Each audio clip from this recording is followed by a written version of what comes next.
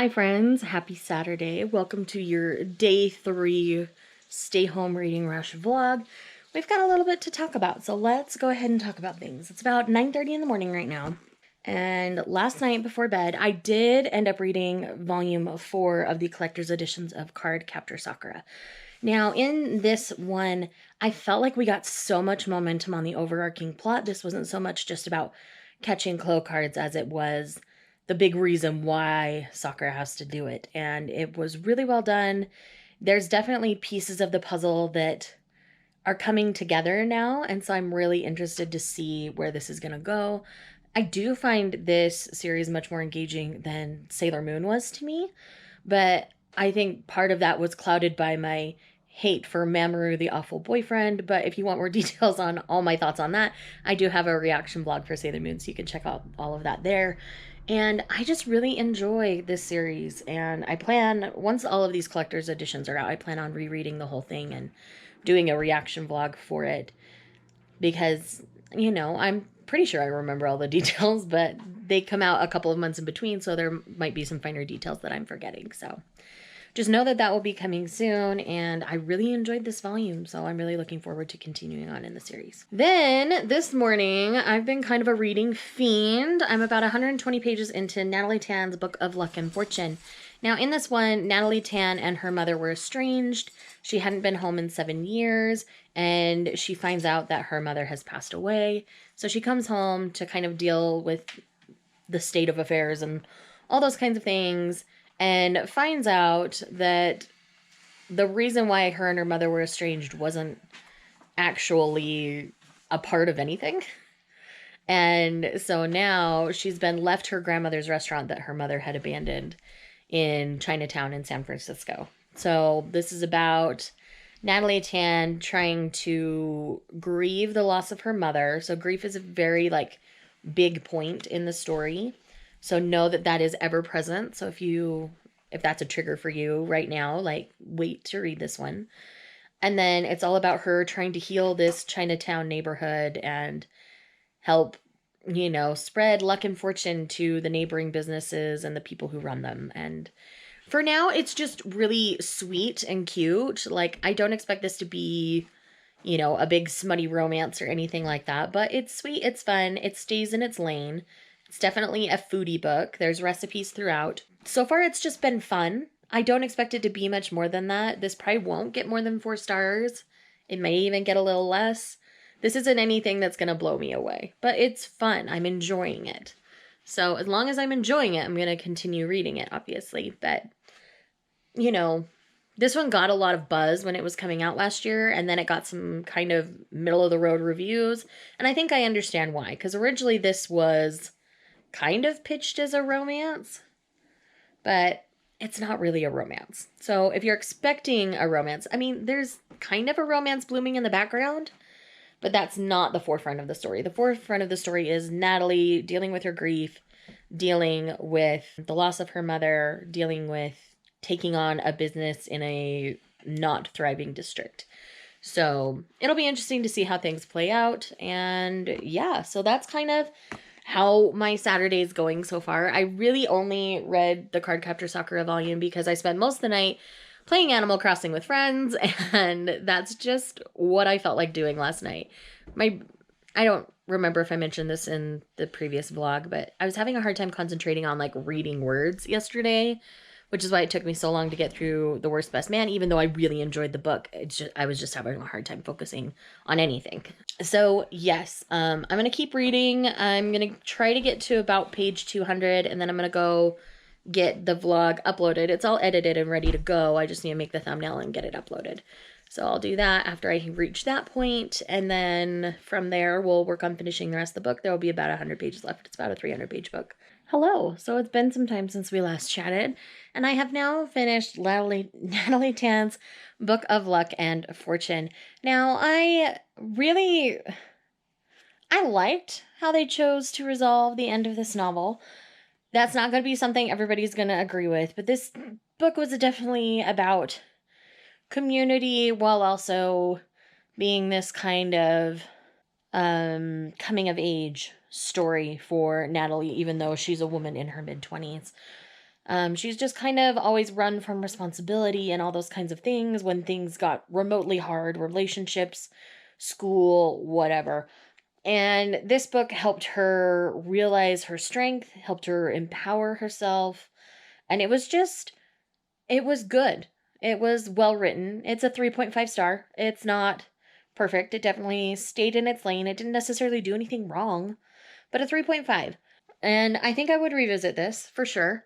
And I liked Roselle Lim's writing well enough, so I do have an arc of her new book coming out later this year that I want to get to soon, which is why I wanted to read this during this readathon and in this month.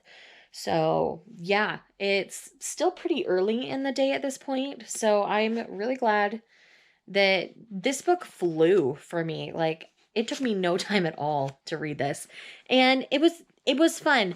The relationship aspect of things was really fun. I really enjoyed that, and it was just I really just thought it was great. There was a little kitten involved in most of the story, and I loved that. Being a cat mama, loving to see cats in stories is just me. And I really just enjoyed the journey of the book. It was, like I said, it was fun. It stayed in its lane, but I didn't do anything to necessarily wow me. And the recipes look really delicious, especially if you like Chinese food. So I think it's worth a read. If you're not a foodie reader, then obviously this isn't going to be your thing, but I enjoyed it. And, like I said, it's going to stay on my shelf and I think I would read it again. So at this point, what I'm going to do is I'm going to go get the vlog from the last 2 days uploaded. And then I'm going to spend some time reading An Incurable Case of Love, Volume 3. This is another adult josei manga in which we're dealing with this woman who becomes a nurse after her interactions with a certain doctor years previous. So she strives to work at this particular hospital to work with Dr. Tendo again.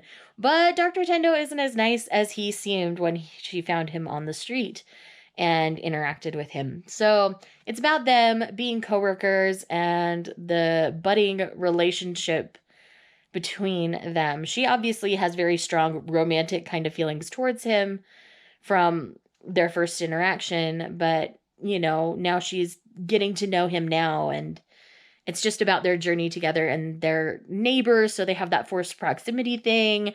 And there's a lot of really good romance tropes within this series because it's a workplace romance as well as forced proximity because they live near one another, and it's just good. I've really enjoyed the first 2 volumes, so I'm really looking forward to volume 3.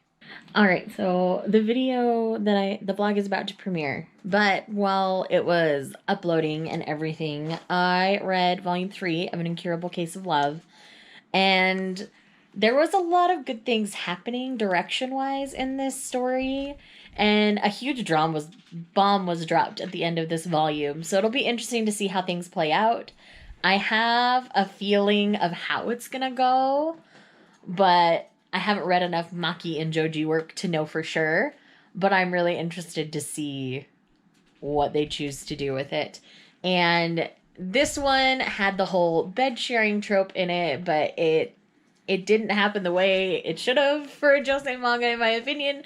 But anyway, so yeah, this is it's an adult josei series, but it's not a smutty one. So if you're not necessarily looking for a smutty title, but you want adults in a relationship, this one's a really good one for that so far. And I'm genuinely enjoying the development in their relationship. It took some huge strides in this volume, so it was really great. But we also had a significant kind of like time skip here. So I'm really interested to see how the next volume is going to pan out. So I'm going to go ahead and do this premiere, and then I need to read my buddy read pages for today. I haven't done that yet, so I will do that. And then I think I'm going to take some time this afternoon and play some Animal Crossing with friends. We like to island hop and shop at everybody's stores and things like that. And so I think it's going to be a good time, and I'll spend some time doing that. And then I'm going to dig into Would Like to Meet.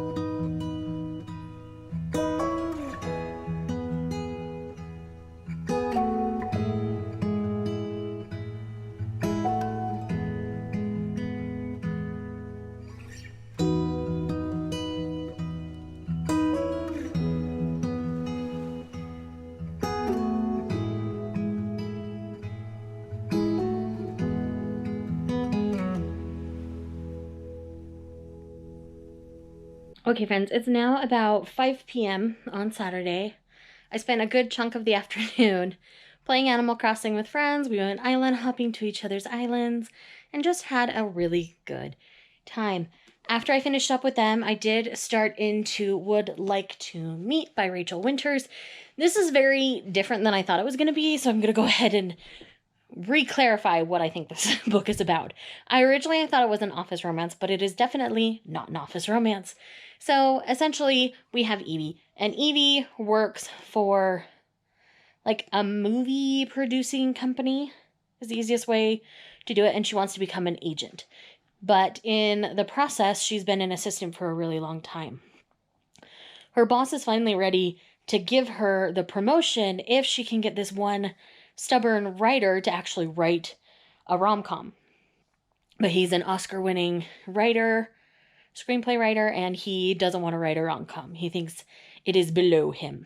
So the whole goal in this novel is she is supposed to prove to this boneheaded guy that meet cutes in real life happen and people really do fall in love from them.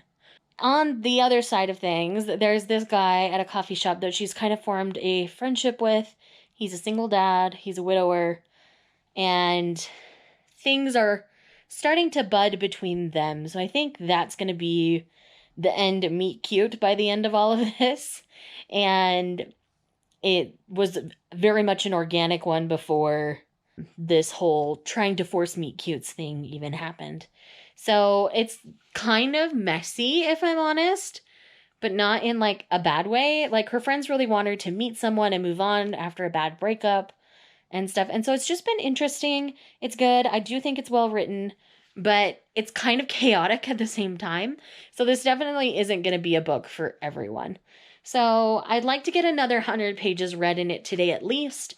If I'm feeling the momentum of the story at that point, I'll keep going. But for right now, I want to get at least 200 pages in before calling it for the day. I still have things I need to do in Animal Crossing. I haven't shook any of my trees or invited my villager that I want to invite for the day.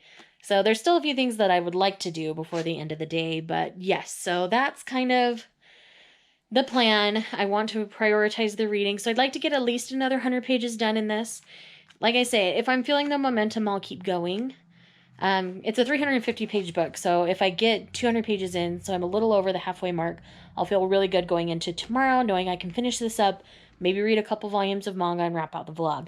So I'll definitely finish this before the end of the vlog, but I would like to get a little more read in this tonight. So that's what I'm going to focus on for the next little while. I've got some snacks and a fresh drink, so yeah, I'm just going to keep reading, and we'll go from there. All right, so I'm back and I've read another 100 pages and Would Like to Meet. And the guy that she met at the coffee shop is clearly the guy who's going to win in the end. And he's really great. He's an idiot sometimes, and so is she. You see them making very human mistakes together and saying stupid things, and it's really well written. I'm really enjoying this. The further I get into it, the more I'm enjoying it. So I think I want to just take the rest of the night off, watch some YouTube, maybe play some Animal Crossing, and just kind of chill out. I don't want to burn myself out on reading just because it's a readathon. So I'm going to save this last little bit for tomorrow. And yeah, that's kind of where I'm at. I'm really happy with the amount of reading I've gotten done today. I mean, I read technically like 500 pages in novel form today, and then another almost 200 in a volume of manga. So that's like 700 pages in a day. Like, I'm okay to stop. So I'm really pleased with how day 3 has gone. I will chat with you guys tomorrow. Hi, friends. Good morning. It's Sunday. It's day 4. I have not read any more since we last talked, but I thought I would say hi, good morning. It's day 4, and my goal is to finish reading this, and maybe some manga. We'll see. I've done some Animal Crossing this morning. Had to go, get turnips because it's Sunday. And Hubs's Island had them for the lowest amount possible that Daisy May sells them for. So, yes, had to go do that this morning. But now it's about 9 o'clock in the morning, and I've got about 150 pages left and would like to meet. I'm pretty sure I know where this one's headed at this point, so I think I'm just going to sit back and relax and enjoy.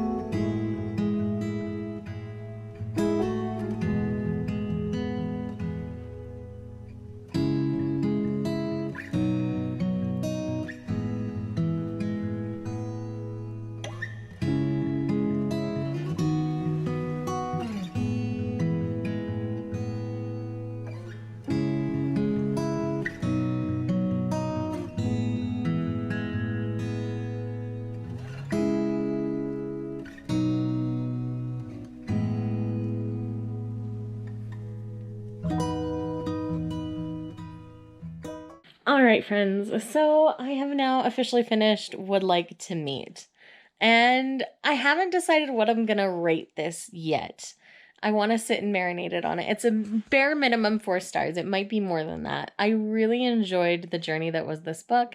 It's about screenwriting, lots of meet cutes, and it was just a really, really fun time. It did get a little forced love triangle-y towards the end, which is my hesitation in giving it 5 stars, just because it was all skewed and weird, and yes. So basically, we had a selfish screenwriter trying to insert himself into an already budding relationship. And so I was like, I don't know how I feel about that. But I really like the end pairing, and it was really well done. I really liked the characters. They were flawed and made mistakes, but they were still likable throughout it. And it was very empowering by the end, and I really liked it for that reason. So that's why it may sneak its way up to like a 4.5 star. I don't think I can give it a 5 the more I sit here. So it's either going to be a 4 or 4.5 star read. So at this point, it's now about 10:15. Took me a little over an hour to finish up what I had left. And I've got some manga I can read, or I can just end the vlog here. I don't know, guys. I'm going to think on it for a little bit. If I feel like reading a little more, I will obviously tell you what I'm going to read. If not, I will just wrap up everything that I've read. And yeah, that'll be the end of this vlog series. You'll know by the next clip.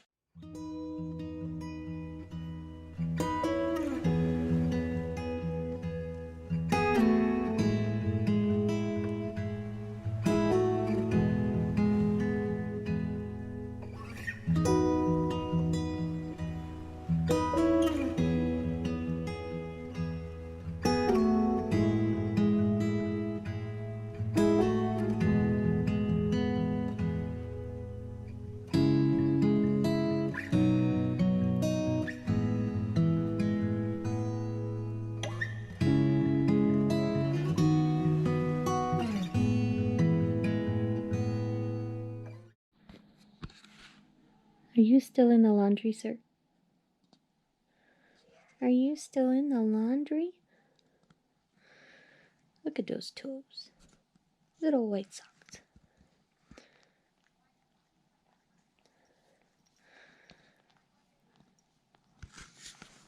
You dare to bathe in front of the public? Hi, friends. So let's go ahead and wrap up this reading vlog. So I ended up reading a ton of manga this afternoon. I didn't stop in between each volume, but I did get a lot read. So let's go ahead and dive right into the pile of manga that I read since we last talked, and then we'll talk about the rest of the things that we see in this vlog. If you want to know everything that I read in the first 2 days and you missed that vlog by chance, That will be linked up in the card symbol for you, so you can check that out. Towards the end, there is a wrap-up. So first up, let's talk about Beastars Volume 5, because this was probably the wildest volume of Beastars I've read yet. Things were very intense and very high stakes within this volume, and there were a couple of things that happened that make me hesitant to continue on with the series, if I'm honest. There were some things that I found to be questionable, I guess is the best way to put it. I know a lot of people really loved or hated this volume, and I'm on the fence right now. I think I'm going to need some other people to like pick up volume 6. I'm going to have to ask them some questions. I do believe if I were to watch the anime, I might get some of the information that will be contained within volume 6. So it's going to be interesting to see how I feel about Beastars continuing on from here. For those of you who are unaware of what the series is about, this is essentially like a high school version of Zootopia, in which there are carnivores and herbivores, and they're forced to kind of live together. And we primarily follow a wolf named Legoshi and a dwarf rabbit named Haru, who is pure white, which is rare. And those are the main two characters we follow. There are other characters where we get their perspectives, obviously, but those are the primary two that we get to know. And this was a very high stakes volume. It was very interesting and it kept me engaged through the whole thing, but I don't know if I'm going to like how this story continues moving forward. So I don't know. I'm going to have to talk to some people to know for sure, but that's kind of where I'm at this moment. Next up, we have another one that I was kind of on the fence about when I picked it up, and that is Don't Toy With Me, Miss Nagatoro Volume 2. Now, these are little short volumes, little vignettes about this girl who teases this guy because she likes him.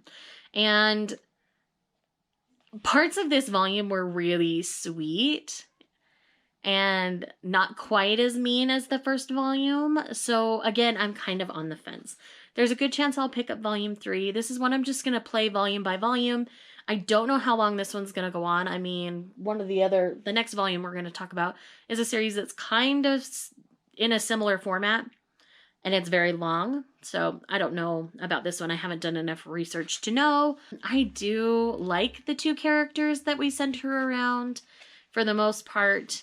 Miss Nagatoro obviously has a mean streak to her, but she's also fiercely protective of our guy that she is crushing on. So, I'm kind of on the fence again. Ugh, on the fence. The next one we're going to talk about is Komi Can't Communicate Volume 6. Now, Volume 6 gave me some things that I was missing in Volumes 4 and 5, which, for those of you who know about the series, that's more Tadano and Komi things. We get a lot more Tadano in this volume, and he's been kind of MIA in the previous two. So we get a lot more Tadano in this one, and I think that helped the story a lot. And we got a new character who's kind of like Komi, but a male counterpart. And we got some time with Komi's dad, who's a lot like her. Like, there was this shopping excursion specifically in this volume that was really funny to me. I thought it was really well done. And I continue to enjoy Komi Can't Communicate. This is another one that I'm just taking volume by volume. And this one has like 16 or 17 volumes out in Japan. So I don't know. But I'm enjoying... Volume 6 was really solid for me. I really enjoyed it. There were several stories. Like, there was one where there were two sections of this volume in which we're dealing with some of Tadano's classmates, like, building up fantasies if they were to take members of the class on a date. And it's hilarious to me. And Tadano always has a little blurb at the end because he's not technically part of it. And I loved his blurbs. They gave me life. And it was just really well done. I really enjoyed this. For those of you who don't know what Komi Can't Communicate is about, Komi is a teenager who has basically social anxiety. And so she's got a social communication disorder. So she has a hard time speaking out loud to her classmates. And so people think she's aloof and beautiful when she's just scared out of her pants to talk to people. In the first volume, Tadano, the guy that I was mentioning, kind of breaks through that wall and talks to Komi on a chalkboard. And so they form a friendship, and Komi's goal is to make 100 friends, and Tadano's helping her do that. So it's really sweet. It's really cute. I really enjoy this. Highly recommend. And then the last 2 volumes that I've read that I haven't mentioned yet in this vlog are volumes 6 and 7 of Eden Zero. This is a shonen battle style manga in which it's got a sci-fi element to it. This is from the same creator as Fairy Tail. So friendship is a very strong point in the story, and we're essentially following Shiki here, this guy, and he is on a quest. And we've got his friends, Rebecca, and that's not Happy, but Happy, which is a robot version of the Fairy Tail Happy, who are along for the ride. And she's like this B-cuber, aka a YouTuber, and it's just really interesting, and I really enjoy it. These 2 volumes definitely fleshed out the story a bit more, and we're getting, each volume gives you a new piece that you need for this all to work. And so it's well formatted, it's well done. I believe the pacing is fantastic. Where Fairy Tail, I felt like it had its ups and downs within the pacing. I feel like Mashima kind of figured out his pacing better, and these are much better paced. So I know we're over 50 chapters in at this point, but by these volumes, so we're getting into the meat of the story, and it's going really well. I'm enjoying it. So that's what I've read since we last chatted. So again, so we've got those, and then we've got the few things that I've already mentioned and read. So let's go ahead and start with the other 2 volumes of manga, and then we'll talk about the 2 novels. So the first volume of manga that I read in this vlog was Cardcaptor Sakura Volume 4. This is the collector's edition. These are beautiful hardbacks from Kodansha, and I just love the story. This one was a very meaty volume. We got a lot of plot going on, and we got hints towards things that are going to be happening in future. And I believe there's only 1 more of these, maybe 2. So we're getting to the end of the series, and this is my first read through of it, and I've been really enjoying it. And yes, very good. Highly recommend the series if you haven't tried it. This is a classic when it comes to shoujo manga and Clamp. It just makes me want to read more Clamp. So tell me all your favorite Clamp recommendations down below. I need to start collecting it. For reference on what I have read from Clamp, it's Cardcaptor Sakura, Wish, and Angelic Layer. I'm pretty sure that's all the Clamp that I've read thus far on my shelf from what I can remember. Anything else is free game if you think I'm going to like it. Let me know. And then the other volume of manga that I read was An Incurable Case of Love, Volume 3. This is another josei series, not as smutty as Sweat and Soap that we talked about in the previous vlog, but we're following this woman who has an interaction with a young doctor on the street, and she's inspired to become a nurse and work with this particular doctor because she was head over heels in love with him.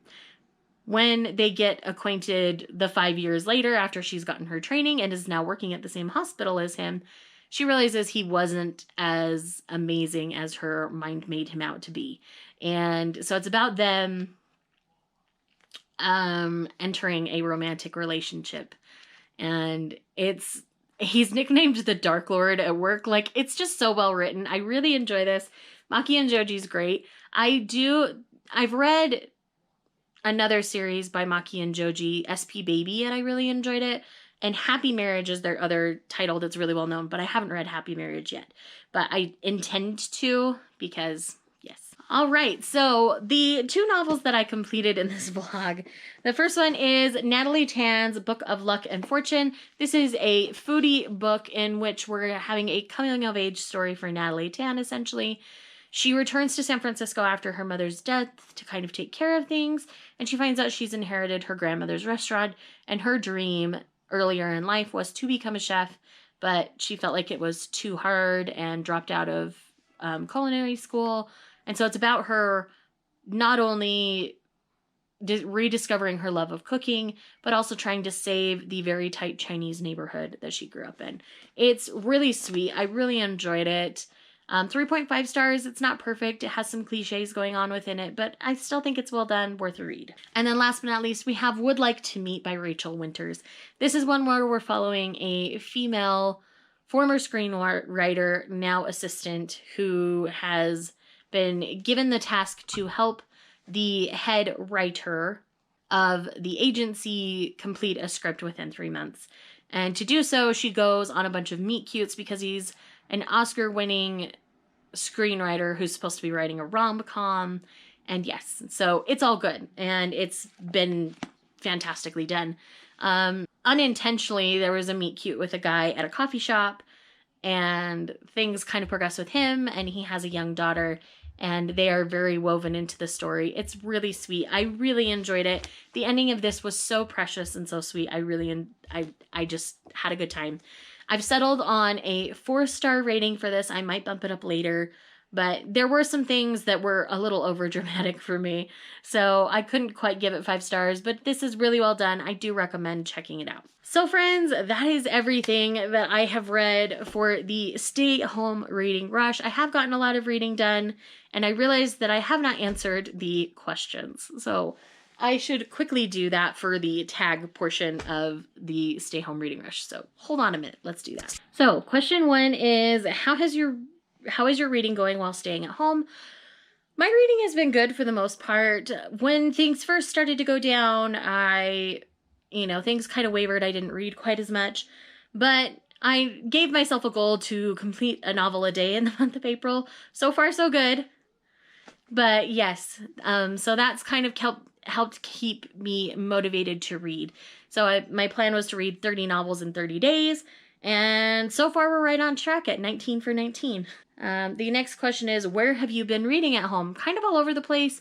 Sometimes I'm downstairs. Sometimes I'm in my booth right next to me in my loft. Other times I'm on my bed. Other times I'm in my reading chair in my bedroom. I just kind of wander around because sometimes I just need to look at something different when I look up from my book. Best book you've read during isolation? I can't think off the top of my head. I'll insert a picture of whatever it is when I decide, when I'm in editing this. What's your favorite feel-good book? For me, that is Austenland by Shannon Hale. I pick that up anytime I'm in a reading slump or anytime I'm just feeling a little off, and that seems to help kick me out of it. Or I pick up one of my favorite manga series. I have a whole shelf. If you want to know what my favorites are, check out my manga collection video, because I start off that video with my favorites shelf. So I would just pick up a volume or 2 of one of my favorites and jump right back to it. Book you wish you could buy or borrow from the library? I can't think of anything off the top of my head right now. I'm really focused on reading my physical TBR because it's pretty big right now. So I'm working on getting that down, and I did just place a book outlet order last week, and I know that's shipped, so that should be coming in the next few days. Author you want to shout out during this time? I always, I'm gonna go with one of my indie pubs that I love a lot, and that is Melanie McFarlane. She's done a couple of different series. I will leave her page linked down below, but she was one of the first authors I ever connected with and worked with via my channel, and she's an amazing human being as well as just an amazing author. I really enjoy what she's putting out there, and I would love for you guys to check her out. The first book I worked with her on was, I'll have inserted a picture at this point. And the last question was, what is your Reading Rush TBR? Well, I took a picture of my official TBR, so I'll put that here. But yes, you guys now know everything that I read, and I squoze in an extra 6 volumes of manga.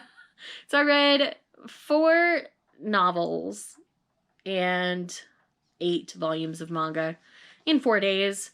So it was fun. I had a good time. No judgments, no... I'm very proud of the reading that I've gotten done in the last couple of days. I've also been working on a buddy read that I'm doing of Cress with April, Sarah, and Lindsay Tutt.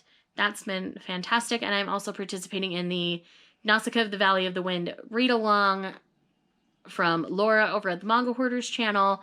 So anybody I mentioned in this video will be linked down below, as well as the Reading Rush's YouTube. So thank you guys so much for watching this vlog. I hope you enjoyed what I read and learning about the things that I read and my thoughts on them. I'm getting a little rambly, so you can tell it's time for me to end this video. So again, thank you guys for watching. If you are new, welcome. Thank you for finding my channel and joining me. And this is YouTube, and you guys know what to do. I'll talk to you guys later. Bye.